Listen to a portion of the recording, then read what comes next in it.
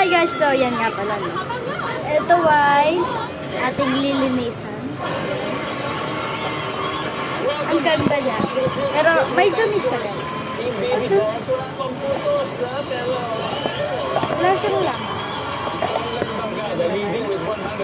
And magkatulad nito sila. Ang lilinisan nga pa.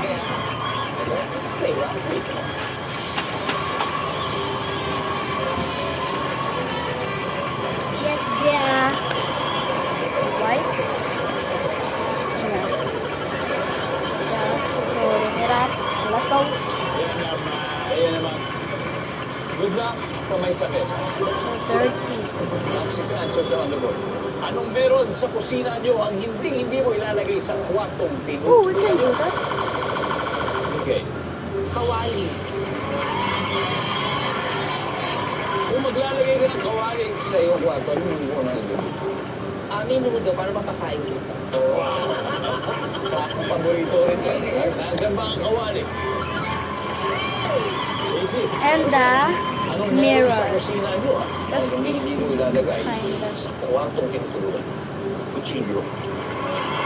Look at how dirty that is. This is so dirty here. Possibly. Eto na, hahabol na. We're done. So, let's just try to... what can we Ano put meron sa inside? kusina nyo?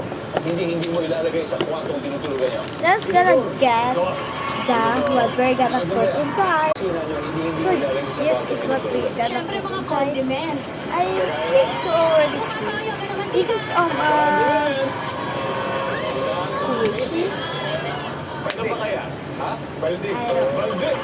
What the fuck? Ano ba yung balde? Mga vlog, ano meron Who's sa my kusina others? nyo hindi ilalagay sa kwartong tinutulugan?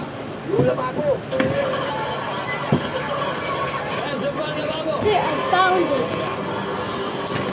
So, just store it in my Lindo. this. Seryoso to ba ito? Here. Serious? Anong meron sa kusina nyo ang hindi mo ilalagay sa kwartong tinutulugan? My mom is... Okay. Lababo. So, stay tuned for part 2.